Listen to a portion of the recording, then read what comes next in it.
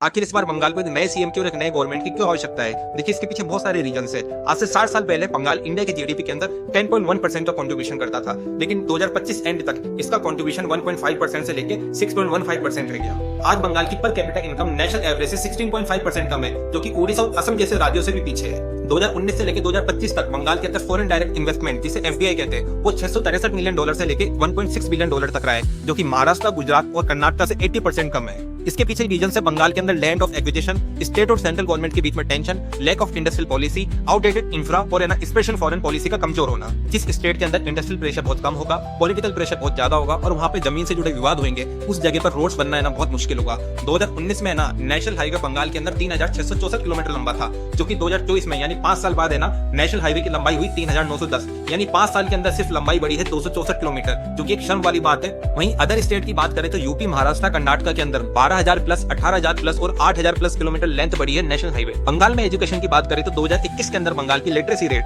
80.2% थी, जो कि 2025 में बढ़ के 81.7% हो गई, यानी 4 साल के गैप के अंदर 1.5% की ग्रोथ दिखी है। यानी ये आंकड़ा दिखाता है कि बंगाल ने एजुकेशन के मामले में कितनी ग्रोथ की है। बंगाल के स्कूल का जो ड्रॉप आउट रेट है वो नेशनल ड्रॉप आउट रेट से 20% ज्यादा है। यहाँ के 50% बच्चे तो 12 बाद एजुकेशन को छोड़ देते हैं। यहाँ के सिर्फ है ना 20% स्कूलों के अंदर ही कंप्यूटर है, जिनमें से भी 25% कंप्यूटर के अंदर है ना इंटरनेट कनेक्शन है। बंगाल के गवर्नमेंट स्कूलों के अंदर एनरोलमेंट नंबर 2021 के अंदर 70.1 मिलियन था, जो कि घट के 2025 में 50.9 मिलियन रह गया। उसमें 7% की गिरावट देखी गई, लेकिन ऐसा क्यों? माइग्रेशन प्लस है ना प्राइवेट ट्रांसफर की वजह से, क्योंकि जो स्टेट अदर कंट्रीज के माइग्रेट लोगों को यहाँ पे जगह देगा, उनको जॉब्स देगा, उनको डेवलप करेगा, तो फिर वहां के लोग को माइग्रेट होंगे, क्योंकि यहाँ पर ना तो है ना कोई फॉरेन पॉलिसी अच्छी है, ना कोई फॉरेन इन्वेस्टमेंट आता है, ना कोई इंडस्ट्री एरिया डेवलप हो पाता है, जिस वजह से यहाँ पे कोई जॉब से इंक्रीज नहीं हो पाती। इसलिए ना बंगाल को एक नए सीएम की आवश्यकता है।